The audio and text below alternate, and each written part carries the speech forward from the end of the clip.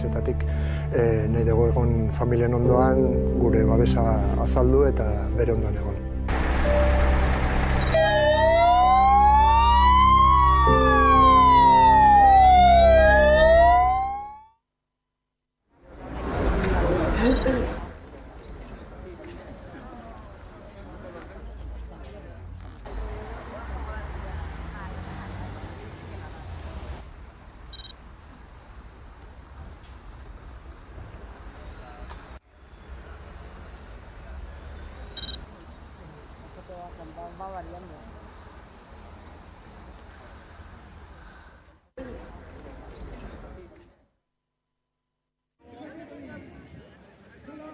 Aurreikuspenak bete dira.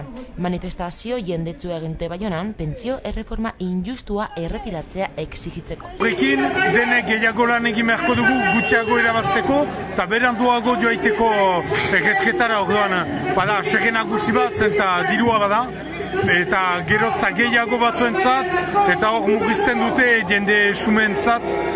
Beharko dute 2 urte gehiago egin lan, eta ez gehiago irabazteko, 53 urte lan behar da egin, eta hori denak ezin onartuzkoa dira. Frantzia osoan 2 milioi lagun kalera atera dira Emmanuel Macron presidentearen gobernuak aurrera eraman nahi duen pentsioen erreformaren aurka egiteko CGT sindikatuak emandako datuen arabera. Poliziak berriz kopurua 1,12 milioira murriztu du. Lehen helburua lortu dute, orain manifestazioa iraunkorra izatea nahi dute, eta urtarrilaren 31an beste grebagun bat deitu dute sindikatuek. Banaketan oinarritutako pentsio sistema ez dagoela arriskuan ohartarazi dute sindikatuek, eta ezerk ez duela justifikatzen hain erreforma bortitza. Eta ez da lehenik kutsa, ez da hutsa, ez da zilo handirik, eta orduan etzen bat ere presarik. Eta sistema kinka larrian dela. Hori ere ez da realitate bat.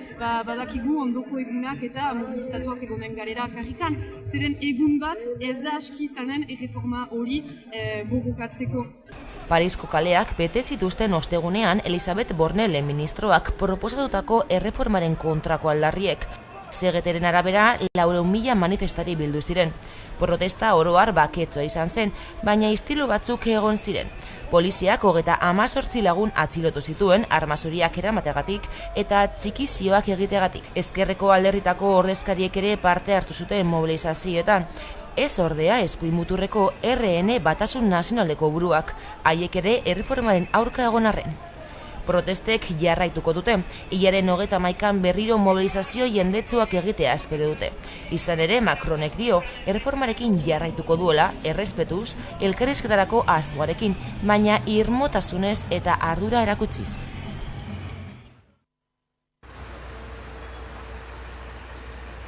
Bizkaiko metalgintzako lan gatazkan ez dute aurrera pausorik eman. Gaur berriro bildu dira, bigarrenez bildu dira FEM eta ELA, LAB, Comisiones Obreras eta UGT sindikatuak Eusko Jaurlaritza bitartekari dela. Baina ez dute akordiorik lortu. Hori bai, Eusko Jaurlaritzak proposamen bat jarri du mahai gainean. Hala ere sindikatuek adierazi dutenez, salatu dutenez, Jaurlaritzaren proposamena eta FEMek azaroan proposatu zuena oso antzekoak dira.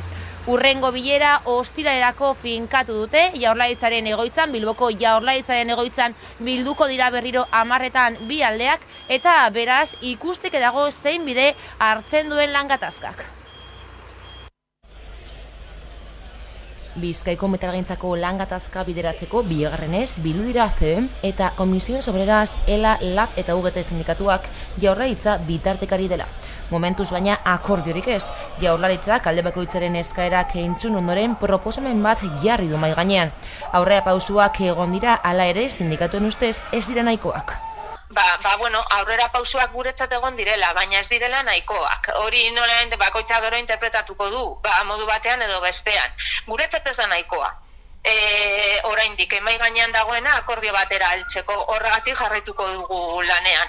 Baina kasu honetan ere ez da nahikoa izan sindikatu ontzat, eta ez da gudakigula patronalarentzat ere. Hortaz, ikusi beharko dugu hemendik aurrera ere, bitartekaritza lan honek aurrera pauso gehiago ekarritzaten. Komisiones Obreras, LAB eta UGTek eskatu zuten bitartekaritza, eta FEMek onartu zuen. Ela ere bileran izan da, hala ere uste du negoziazioa mahai ofizialean egin behar dela, eta akordioa mobilizazioen bidetik etorriko dela gaineratu du. Zentzu horretan, ikusiko dugu zer ematen duen bilera hodek, eta benetan patronalak zerbait benetan egokia jartzen daben, baina handik uste dugu, eta uste gorazi behar dela, hori lortzeko uste dugu berriro berraktibatu beharko nukeela graibak eta borrokak Bizkaiko metalean. Negoziatzeko prest daudela adierazi dute sindikatu guztiek, eta ostiralean berriro bilduko dira bi aldeak Bilboko Jaurlaritzaren egoitzan. Beraz, ikusteke dago zein bide hartzen duen negoziazioak.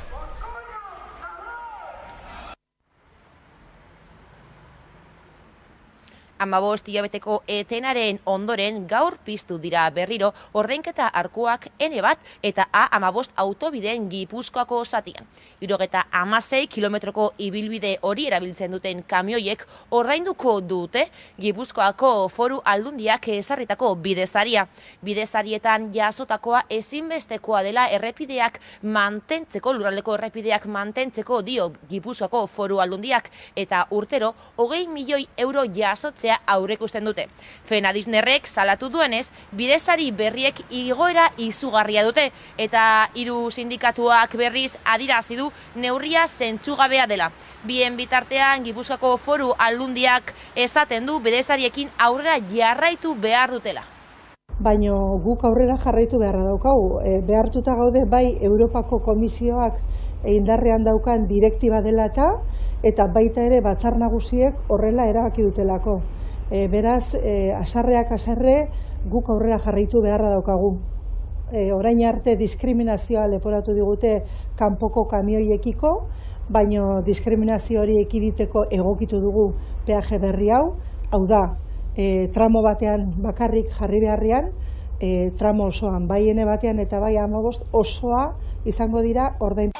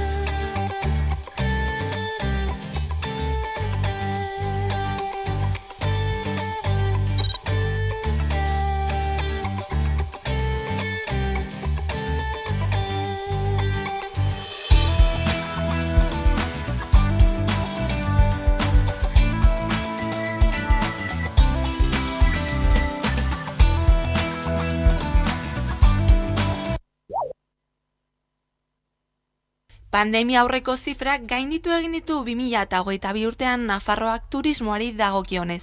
Bestelako turismo mota bat, jasangarria, irisgarria eta tokiko ekonomia zein ingurumena zaintzen dituena bada, Nafarroak azken urteetan indartzen ari duen formula, eta horixe da Fiturren nazioarteko turismo feria garrantzitsuan beste behin defendatutakoa. Nosotros sí hemos tenido unos buenos datos en el año 2022, superando datos pandemia. La oferta turística es una oferta de sostenibilidad que va muy en coherencia con las políticas que Navarra está haciendo en movilidad sostenible, en apuesta por energías renovables, y desde luego que las expectativas para el año 2023 pues también son buenas. Turismoko ministroa den Reyes Maroto ere Nafarroako standa bisitatu zuen lehendakariaren eskutik, Nafarroako sektorearen lan bikaina goraipatu zuelarik. Bueno, yo quiero primero felicitar al gobierno, al sector turístico en Navarra, primero por su resistencia. No han sido años fáciles, pero como digo, de todas las crisis hay oportunidades que hemos sabido aprovechar y hoy llegamos a 2023 con unos datos de cierre del año 22 estupendos, como decía, extraordinarios en el conjunto de España y particularmente en Navarra, que ha superado efectivamente los niveles prepandemia. Eso pone de manifiesto que se han hecho bien las cosas. Fiturren mundu mailako turismo feria garrantzitsuenean 130 herrialde batzen dira. Osotara 8.500 estan inguru eta 9.500 metro karratuko zabalera badu. Eta haien artean, Nafarroakoa aurki daiteke. Material berrerabilgarri eta naturalez osatutako 500 metro karratuko stand batekin. Instituzioetako ordezkariak zein turismo sektoreko milaka agenteek elkar topatzeko aukera paregabea. Ezinbestekoa da hemen egotea, hemen biltzen da mundu mailan turismo guztia. Hemen ikusten ditugu alde batetik ikasteko tendentziak ikusten ditugu.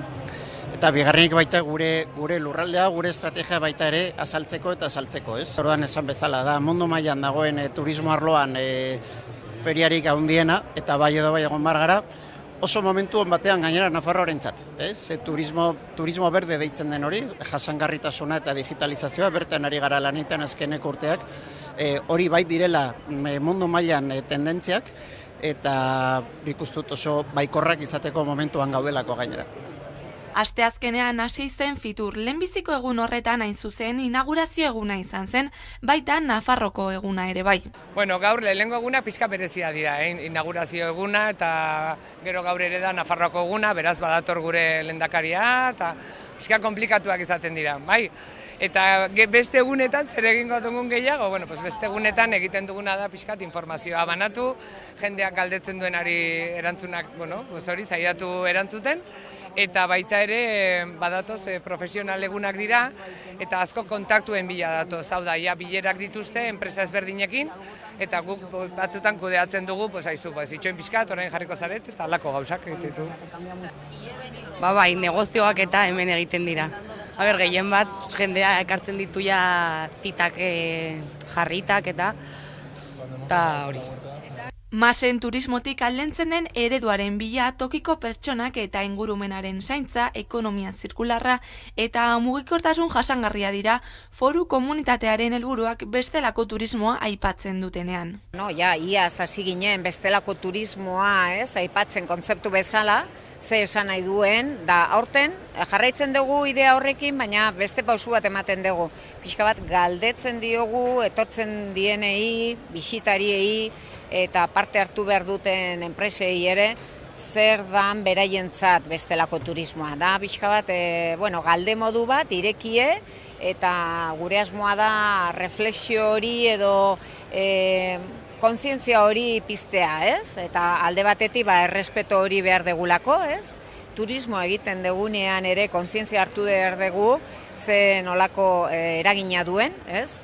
Ez bakarrik inguru giroan, baizik ere personetan, eta hor, nolabait, ari garena prestatzen eta lantzen barnetik, importantzia handie. Turismo jasangarria aurrera eramateko baldintza ezin hobeak ditu Nafarroak, izan ere munduko helmuga jasangarriena gisa saldu du bere burua Nafarroak aurten Fiturren.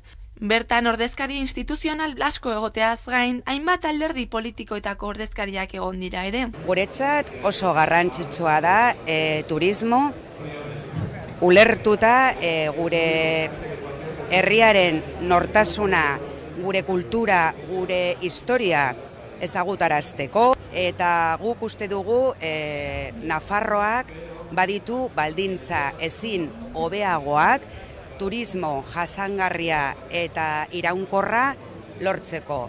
Beraz, zaindu dezagun gure landa eremua, gure biodibertsitatea, eta nik uste dut asko dagoela oraindik egiteko Nafarroko turismoaren alde. Eskerrik asko. Nafarroa ezagutzen duen edonork badaki gure lurraldeko paisaia, gastronomia eta kulturaren aniztasuna direla gure indarguneak. Ez dut oso lurralde ederra garela saltzeko, bale?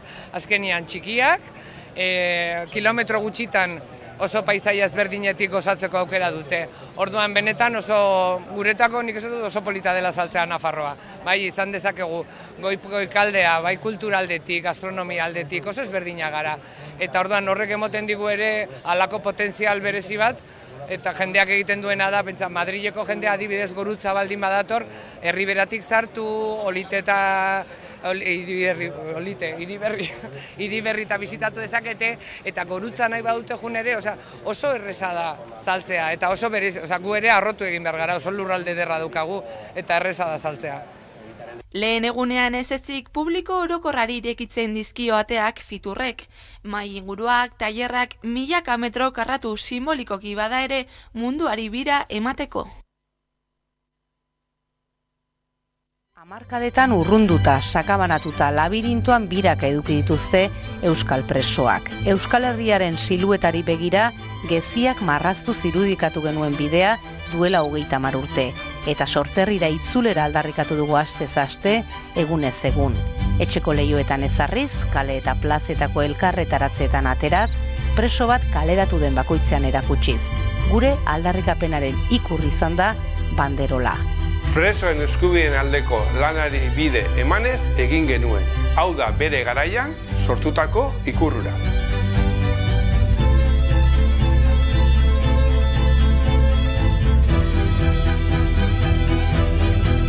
Hau izango da, ikur berria. Hemendik aurrera, Euskal Herriko balkoietan egon behar duna.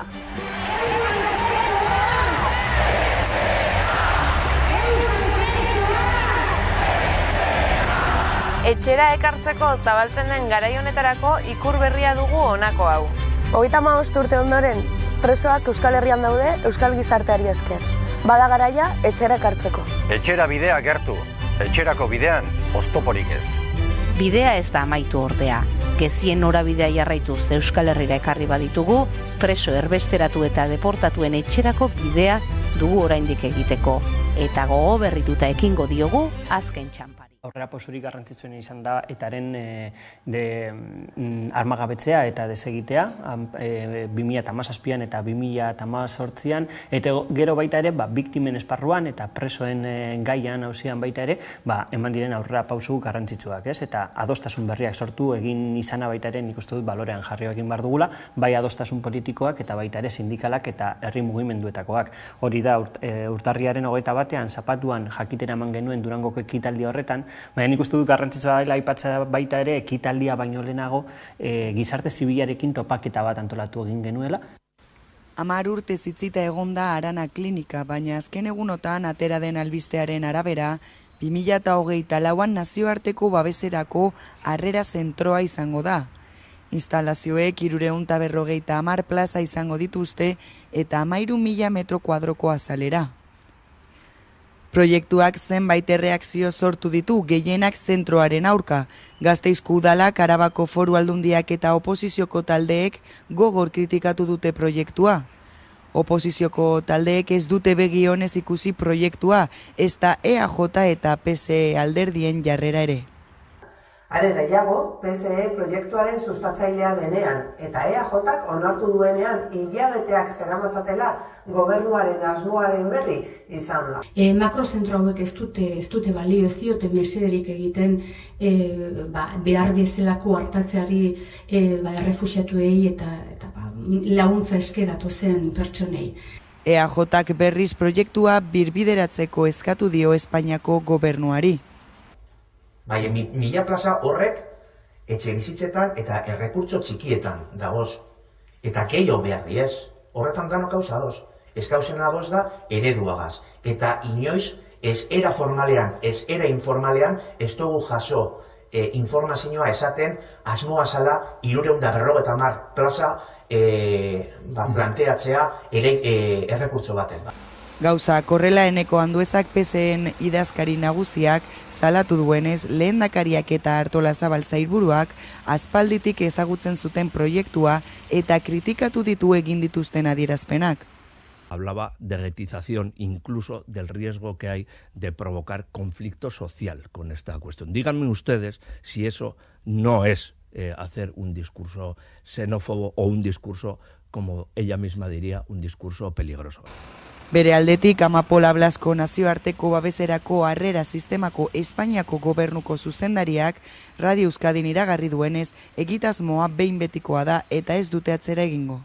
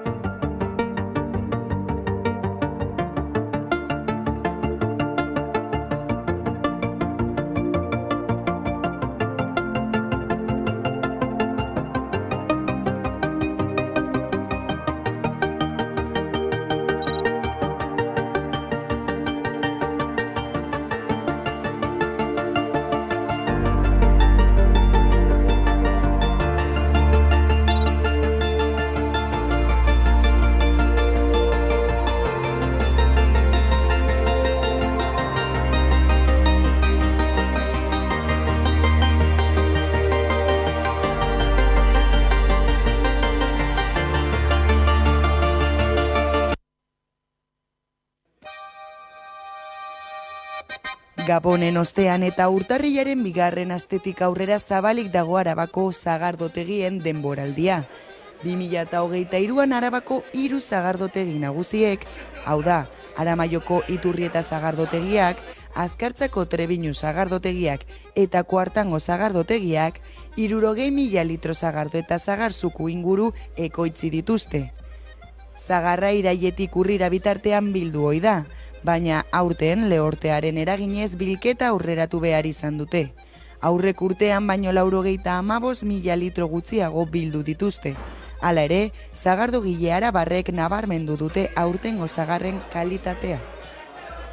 Aurten beroaldia dela eta lehortea dela eta egon dira agian zagar gutxiago eta agian tamainoa ere murritzagoa izan da, baina kalitate aldetik gorputza handiko zagardoa irten da eta tanino gehiagokin eta oso gozoa. Graduazioa ere apurtxo bat altuagoa da, eta baina dateko erreza gozoa dagoelako, eta nire aita hasi zen zagarrondoak landatzen duela ja igual 30 urte edo, eta pizkanaka, gero eta gehiago landatzen joan zen, eta zagar gehiago biltzen joan gara, eta orduan iritsi zen momentu bat, duela 15 urte, erabaki zutela zagardotegia aurrera eramatea eta egitea. Ditugu 3.000 zagarrondo inguru finka ezberdinetan, eta horrekin egiten dugu zagardo guztia. Azkenean gu zagardotegi txiki bat gara eta ez dugu ere litro gehiegi egin behar. Guretzat azkenean zagardotegi txiki bat gara eta horrela eta txotxak ematen du aukera pixka bat ere zabaltzeko zagardotegiko mezua eta zagardotegiko kultura, eta hori guretzako oso garrantzitsua da ere jendea gure etxera etortzea, disfrutatzera, jatordu gozo bat hartzera eta nola ez, sagardoa probatzera. Gogo askorekin lan egiteko eta hori, sagardoa egin dugun lan guztia jendeari dastatzen ematera gogo askorekin, hori da. Eta hori ikusiko da, gero jendeak ea nola reakzionatzen duen, baina bai, ondo nik dut. Gauzak horrela neurri murriztailerik gabeko lehenengo denboraldia izango da.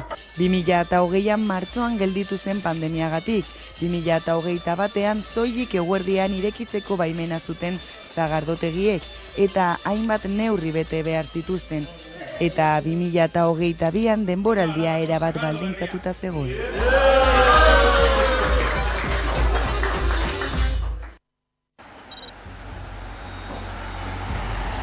Eskerrak dira izatearen, elkarri eman eta retzen, gure artetik falta direnak bakoitzean ekarretzen, txalo gorak agazita mututzen zaita otxaia, babazorroen bufanda gozatuko dit estarria.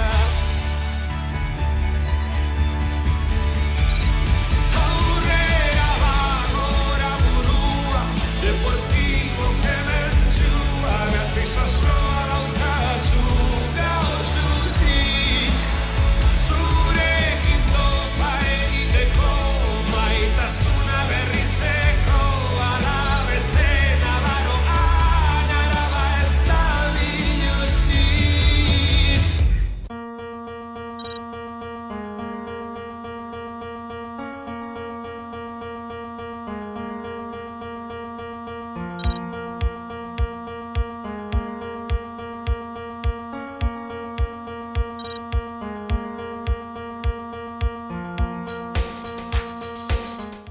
Me han quitado esta bandera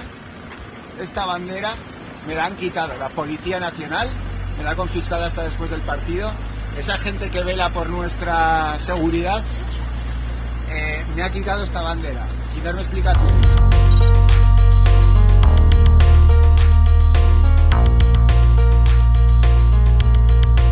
Azkenean hemen badago talka bat, inposatu nahi zaigun futbol negozio ereduarekin, lehenetsiz interes ekonomikoak eta guk planteatzen dugu futbol herritar bat, zalegoaren bueltan antolatuta eta planteatu duguna da, onartezina dela aurreko asteburuan gertatu zena, ez dugula beste behin ere onartuko, salatuko dugula eta badela garaia muga jartzeko poliziaren eta segurtasun zerbitzuen zereginari eta errespetatzeko osasuna zaleen oinarrizko eskubideak.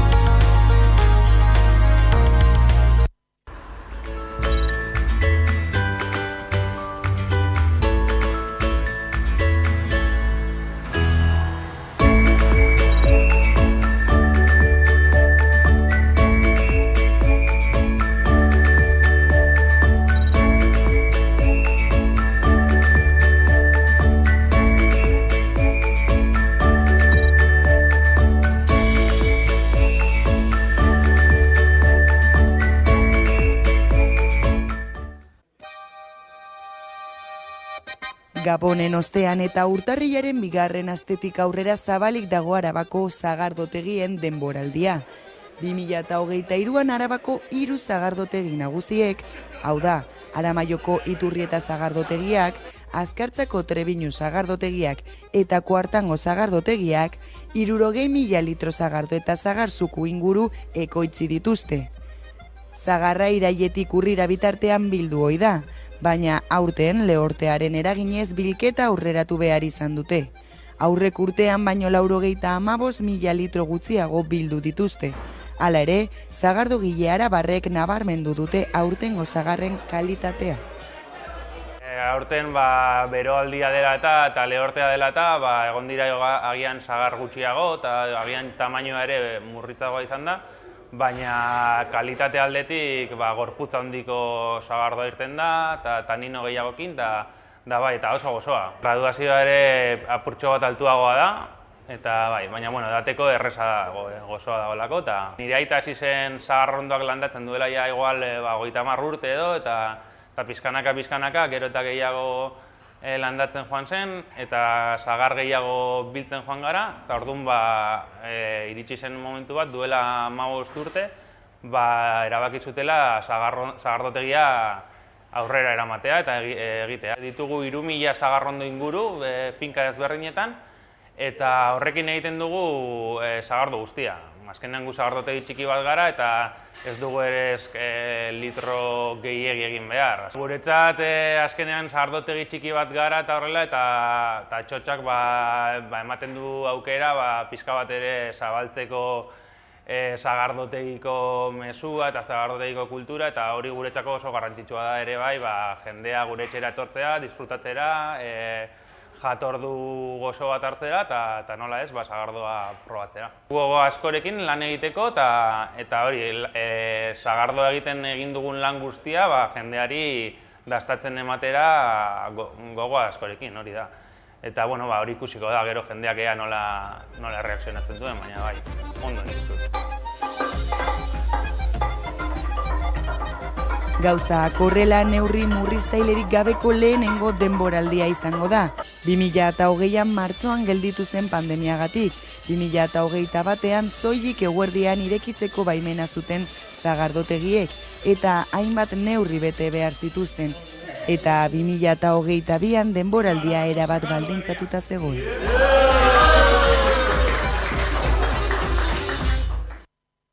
Pandemia aurreko zifrak gainditu egin ditu 2022 urtean Nafarroak turismoari dagokionez. Bestelako turismo mota bat, jasangarria, irisgarria eta tokiko ekonomia zein ingurumena zaintzen dituena bada, Nafarroak azken urteetan indartzen ari duen formula, eta horixe da Fiturren nazioarteko turismo feria garrantzitsuan beste behin defendatutakoa. Nosotros sí hemos tenido unos buenos datos en el año 2022, superando datos pandemia. La oferta turística es una oferta de sostenibilidad que va muy en coherencia con las políticas que Navarra está haciendo en movilidad sostenible, en apuesta por energías renovables, y desde luego que las expectativas para el año 2023 pues también son buenas. Turismoko ministroa den Reyes Maroto ere Nafarroako standa bisitatu zuen lehendakariaren eskutik, Nafarroako sektorearen lan bikaina goraipatu zuelarik. Bueno, yo quiero primero felicitar al gobierno, al sector turístico en Navarra, primero por su resistencia. No han sido años fáciles, pero como digo, de todas las crisis hay oportunidades que hemos sabido aprovechar y hoy llegamos a 2023 con unos datos de cierre del año 22 estupendos, como decía, extraordinarios en el conjunto de España y particularmente en Navarra, que ha superado efectivamente los niveles prepandemia. Eso pone de manifiesto que se han hecho bien las cosas. Fiturren mundu mailako turismo feria garrantzitsuenean 130 herrialde batzen dira. Osotara 8.500 estan inguru eta 9.500 metro karratuko zabalera badu. Eta haien artean, Nafarroakoa aurki daiteke. Material berrerabilgarri eta naturalez osatutako 500 metro karratuko stand batekin. Instituzioetako ordezkariak zein turismo sektoreko milaka agenteek elkar topatzeko aukera paregabea. Ezinbestekoa da hemen egotea, hemen biltzen da mundu mailan turismo guztia. Hemen ikusten ditugu alde batetik ikasteko tendentziak ikusten ditugu, eta bigarrenik baita gure lurraldea, gure estrategia baita ere azaltzeko eta azaltzeko, ez? Orduan esan bezala da mundu mailan dagoen turismo arloan feriarik handiena eta bai edo bai egon bar gara. Oso momentu on batean gainera Nafarroarentzat, turismo berde deitzen den hori, jasangarritasuna eta digitalizazioa bertan ari gara lanetan azkeneko urteak, hori bai direla mundu mailan tendentziak eta ikustut oso baikorrak izateko momentuan gaudelako gainera. Asteazkenean hasi zen Fitur, lehenbiziko egun horretan hain zuzen inaugurazio eguna izan zen, baita Nafarroko eguna ere bai. Bueno, gaur lehenengo eguna pixka berezia dira, inaugurazio eguna eta gero gaur ere da Nafarroko eguna, beraz badator gure lehendakaria eta pixka komplikatuak izaten dira, bai? Eta beste egunetan zer egingo dugun gehiago, bueno, pues beste egunetan egiten duguna da pixkat informazioa banatu, jendeak galdetzen duenari erantzunak, bueno, pues hori saiatu erantzuten. eta baita ere badatoz profesional egunak dira, eta asko kontaktuen bila datoz, hau da, bilerak dituzte enpresa ezberdinekin, eta guk batzutan kudeatzen dugu, itxoin pixkat, orain jarriko zaret, eta alako gauzak egitetu. Bai, negozioak eta hemen egiten dira. Gehien bat, jendea ekartzen ditu ja zitak jarritak eta hori.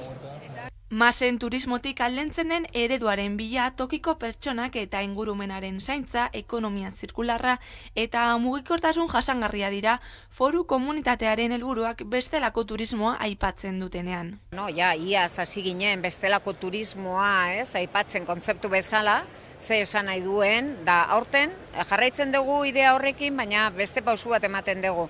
Pixka bat galdetzen diogu, etortzen dienei, bisitariei, eta parte hartu behar duten enpresei ere, zer dan beraientzat bestelako turismoa. Da, pixka bat, galde modu bat, irekie, eta gure asmoa da refleksio hori edo kontzientzia hori piztea, Eta alde batetik errespeto hori behar degulako, Turismo egiten degunean ere kontzientzia hartu behar dugu, ze nolako eragina duen, ez bakarrik inguru giroan, baizik ere personetan, eta hor, nolabait, ari garena prestatzen eta lantzen barnetik, importantzia handie. Turismo jasangarria aurrera eramateko baldintza ezin hobeak ditu Nafarroak, izan ere munduko helmuga jasangarriena gisa saldu du bere burua Nafarroak aurten fiturren. Bertan ordezkari instituzional asko egoteaz gain, hainbat alderdi politikoetako ordezkariak egon dira ere. Guretzat oso garrantzitsua da turismo, ulertuta gure herriaren nortasuna, gure kultura, gure historia ezagutarazteko, eta guk uste dugu Nafarroak baditu baldintza ezin hobeagoak turismo jasangarria eta iraunkorra lortzeko.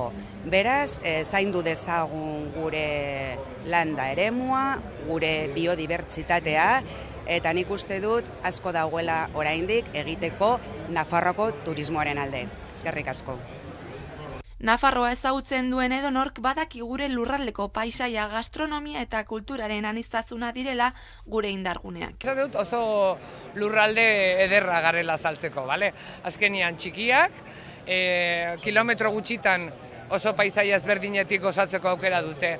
Orduan benetan oso guretako nik ez dut oso polita dela saltzea Nafarroa. Bai, izan dezakegu goikaldea, bai kulturaldetik, gastronomia aldetik, oso ezberdina gara.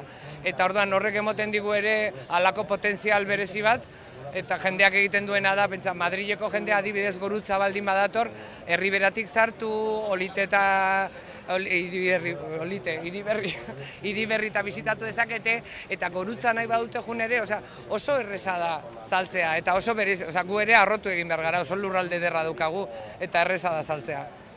Lehen egunean ez ezik publiko orokorrari irekitzen dizkio ateak fiturrek. Mai inguruak, tailerrak, milaka metro karratu simbolikoki bada ere munduari bira emateko.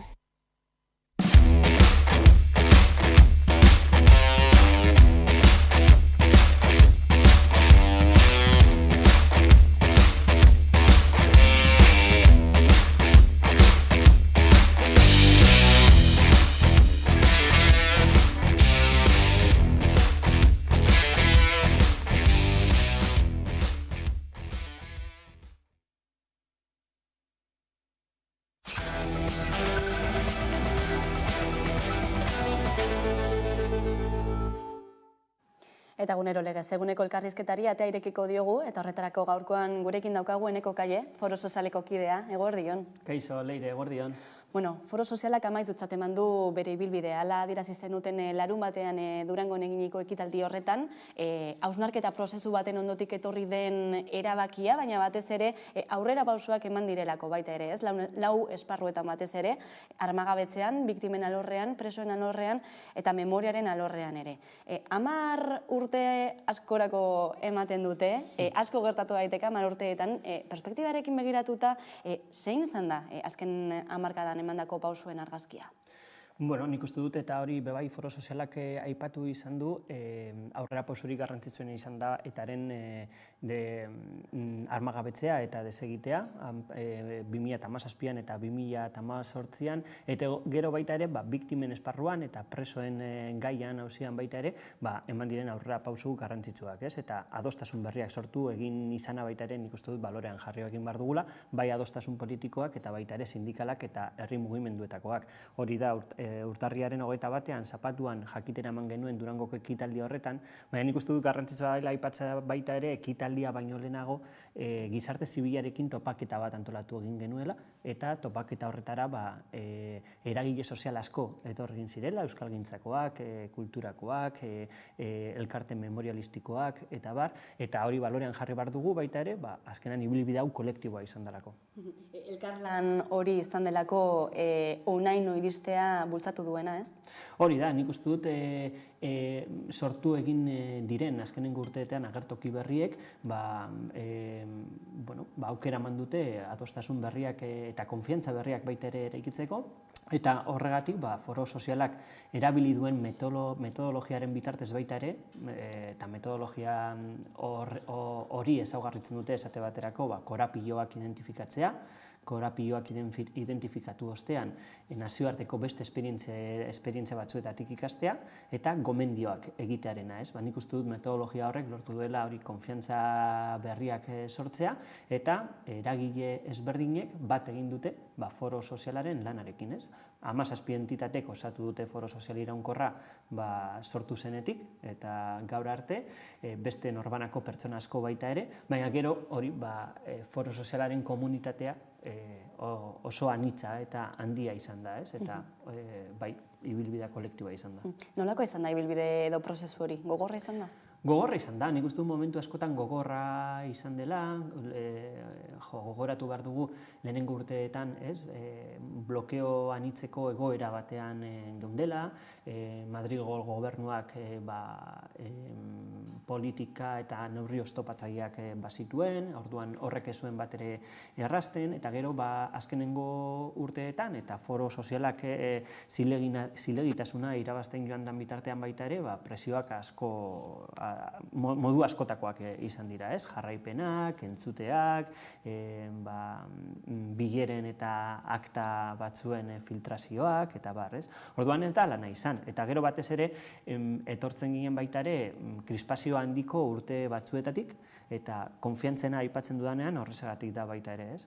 Konfiantzak berrera ikitzea ez delako lan erraza, elkarrizketa asko, baita ere lasaitasunez hartutako prozesu bat izan da, eta kontuz, josteko prozesua baita ere. Biktimen alorrean esaterako diozue, biktima guztiek egia, justizia eta reparazioa izateko eskubidaren inguruko adostasuna zehazten ari dela, dagoeneko. Bai, kontuan izan behar dugu foro soziala 2013an egon zen lehenengo foro soziala eta sozialetik sortutako 12 gomendioak betetzeko sortu egin zela.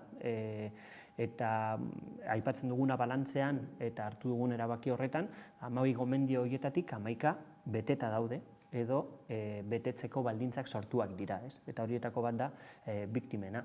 Biktimen kasuan, balorean jarri nahi dugu, eta baita ere gainontzeko ardatzetan foro sozialak asmatu dituen baita ere tresnak eta metodologiak eta ekimenak, ez? Biktimen kasuan entzunaz bizikidetza eraiki, ekimena martxan jarri izan genuen, eta ekimen horretan 23 topaketa egin dira, biktima ezberdinen arteko elkarrizketa, empatia, entzutea, eta bar sustatzeko, ez? 59 bat biktima parte hartu du izan dute ekimen horretan, eta bai, nik uste dut hori betetzeko bidean dagoela, eta gero baita ere egia da estatuko biktimek sufritzen duten diskriminazioa oraindik gainditzeko bidea geratzen dela, ez? Gu badakigu eta azkenengo egunetan, albistea jakin zenetik hainbat mezu jaso izan ditugu, eta badakigu gauzak egiteko oraindik pendiente daudela, baina etapa berri batean gaudela bebai uste dugu, eta etapa berri horrek tresna berriak behar dituela, ez? Aipatu dituzu, ezta, ustekabean topo elkarrizketa prozesu horiek, dinamika horiek, biktima desberdinen artekoak, aurrera eraman dituzuenak, mugarri bat izan dira horiek? Bai, nik uste dut, ezberdinen arteko elkarrizketak modu sosegatu batean entzuteko, aukera gutxi izan ditugula herrialde honetan, ez? Orduan nik uste dut mugarri garrantzitsua izan direla, era bat. Eta ekimen horiek lagundu dute baita ere bizikidetza demokratiko bat eraikitzen.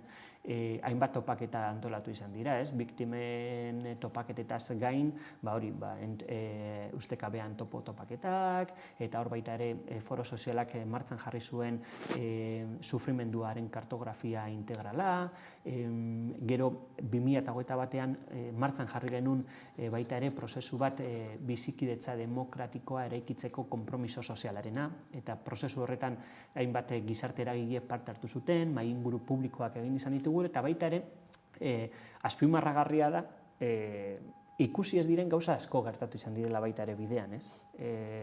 Sukalde lan asko egon dela, bai? Harreman berriak sortzen, harremanak sortutako harreman horiek zaintzen, eta adostasun horiek zaintzen, eta bar. Eta zentzu horretan, balorean jarri baita ere, azkenengo 2 urteetan, bai Euskal Autonomia Erkidegoan eta baita ere Nafarroan martxan jarritako 2 prozesu diskreto, pribatuak izan direnak, baina baita hori ideologia ezberdinetako eta bizipen ezberdinetako pertsonak parte hartu izan dute prozesu horietan, ez? Baina eta berriro errepikatu duzuen izan da, memoria inklusibo hori sortzearen behar hori, ez? Eta horretarako esaterako adibide bat izan dira dinamika hauek dena den, prozesu gogorrak izan dira biktimentzako beraientzako, ez? Gatazkaren ondorioak lehen pertsonan bizi izan dutenentzako, zenolako irakaspenak edo mezuak bidali dituzte zure ustez gizartera? Nik uste dut, mezurik garrantzitsuena izan dela, gure artean hitz egin ahal baldin badugu, segatik politikarien artean, ezin da. Eta segatik oraindik ere, politika gintzan krispazio egoera batean gauden, ez? Eta nik uste dut hori izan dela, irakaspen garrantzitsuena. Gero bestetik, tresnak behar direla baita ere, eta neurriak behar direla, publikoak, gure erakunde publikoetakoak, biktima askoren mina sendatzeko.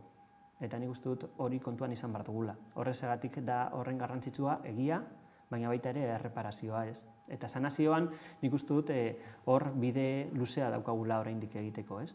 Eta gero, beste mezu bat izan da, biktima ezberdinak mahai batean eseri direnean, beraien artean sortzen den empatia, ez? Sufrimenduetan jende asko elkar topatu egingo dau. Eta nik uste dut hori balorean jarri dugula baita ere ekimen hauekin, eta eskerrak eman biktima guztiei ekimen hauetan parte hartzagatik, eta gurekin bat egiteagatik baita ere. Lehen eta bigarren mailako biktimak ez egotearena, memoria kritiko hori inklusiboa izatea, guztiak bertan egotea, desmemorian ez jaustea, hori eziek izan dira helburuetako batzuk, baina badirudi ez, behin eta berriro bueltatzen dela beti errelatoaren bataia hori, batez ere Espainiatik, ez?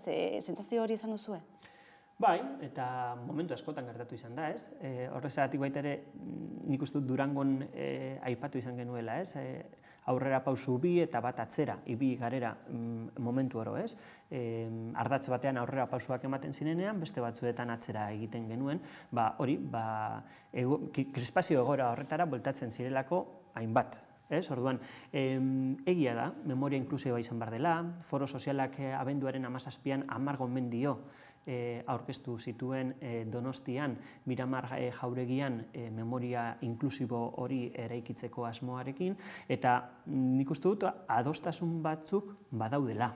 Hau da, errelato bakarraren ideia agortuta dagoela, errelatoak eta kontakizunak inklusiboak izan behar direla, errelato eta kontakizun guztiak kontatu beharra eta entzun beharra dagoela, eta kontakizun eta errelata horiek baita ere iraganaren autokritika edo begirada kritiko bat izan behar dutela. Orduan, nik uste dut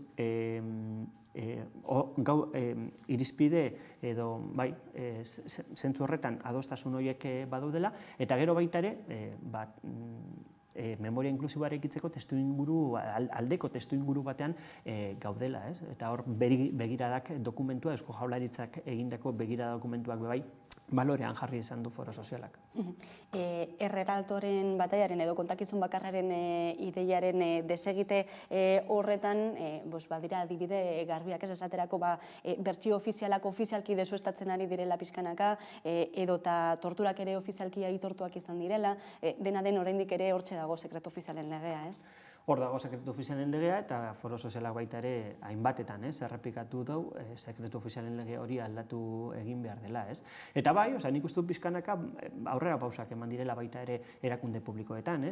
Aipatu izan dut, egia da krispazio gora batzuetan edo batzuk bizi izan ditugula urte hauetan zehar, baina azkenengo 2 urteetan, 3 urteetan baita ere biktimen alorrean, presoen egoerare dagokionez, nik uste dut aurrera pausuak handiak direla, presoen gehiengoak Euskal Herriko kartzeletan daudeia da, egia da bidean zailtasun berriak agertu izan direla, audientzia nazionalean, graduen progresioan, eta hor badaude baita ere burutu beharreko etzerako lan batzuk, baina biktimen alorrean esaterako hori erakunde publikoak aipatuta Eusko Jaurlaritzaren legea, 12/2016 legea, edo Nafarro gobernuko 19/2019 legeak nik uste dut aurrera pausu handiak dira baita ere estatu biktimen erreparaziorako, eta aitortzarako. Orduan, nik uste dut hor, baldintzak sortuak daudela aurrera egiteko.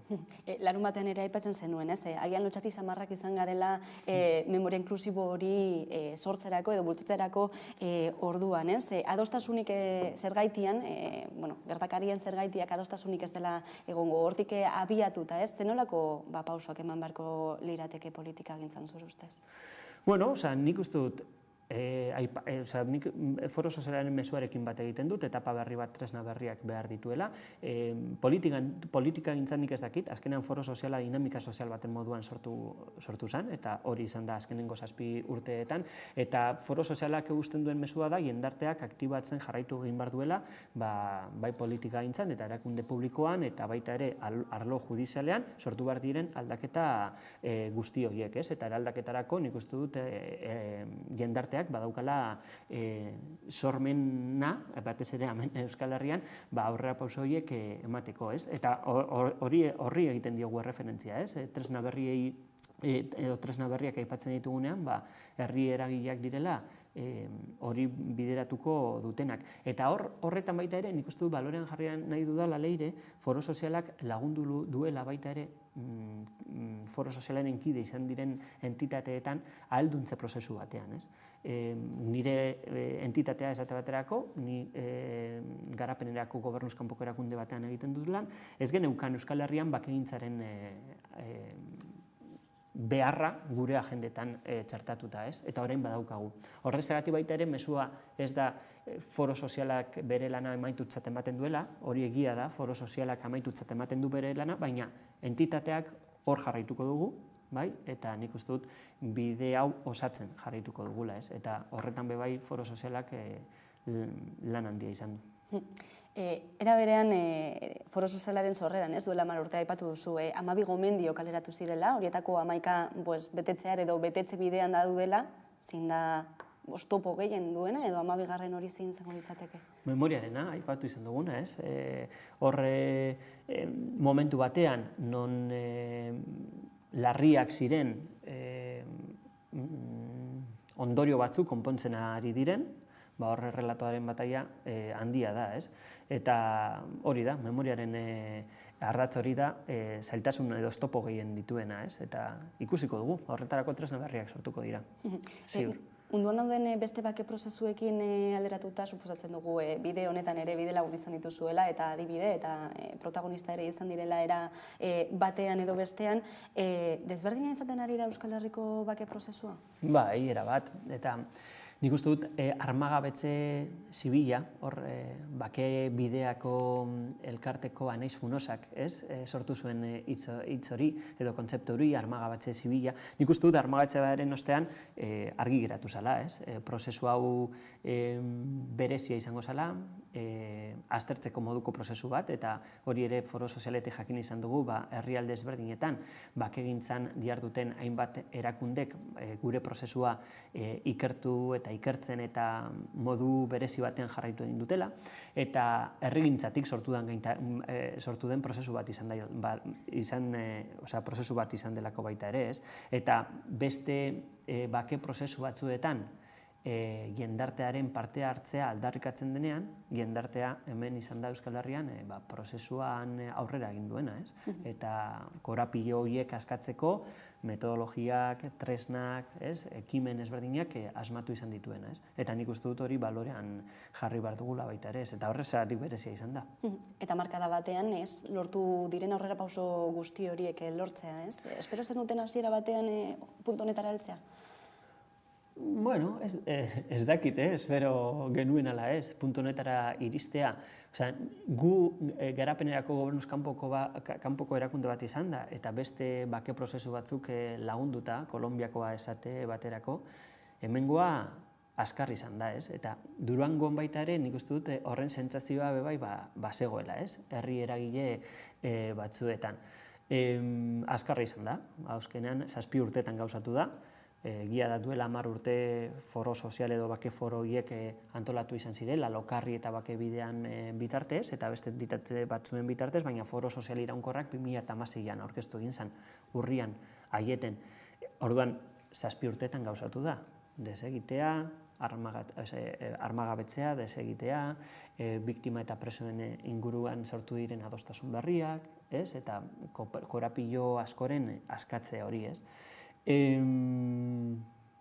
ez dakit, espero genuen ala, baina nik uste dut gauza asko gure alde jarri izan direla baita ere bidean, nahiz eta oztopoak egon, hori Madrilen gobernu aldaketa, eta azkenengo urteetan gobernu progresista bat izateak baita ere lagundu egin du, Frantzian sortutako adostasunak baita ere iparralden lagundu egin dute, bidai lagun izan dira prozesu honetan, eta gero foro sozialarekin bat egin duten entitate eta foro sozialaren komunitatea osatu duten hainbat eragilek lagundu dutela. Eta nik uste dut horren emaitza izan dela, baita ere, eta aipatu beharrekoa da, iraian Katalunian foro sozialak eta jendarteko beste eragile askok sari bat, aitortza bat, jaso izana IZIP bakearen saria Euskal Herrian bakegintzan eta bizikidetzaren alde egindako lanagatik.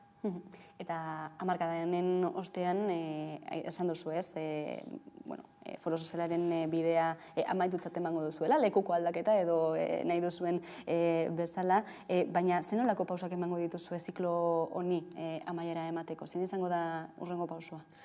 Bueno, oraindik ekimen batzuk edo prozesu batzuk itzi behar ditugu, martxan jarritako prozesu batzuk itziko ditugu, besteak beste behatokia izan da, presoen auziaz hitz egiteko eta arazoetaz eta beharren inguruan hitz egiteko eta oztopoak baita ere ikusarazteko sortutako tresna bat, txosten bat, orduan azkenengo behatokio bat argitaratu egingo dugu.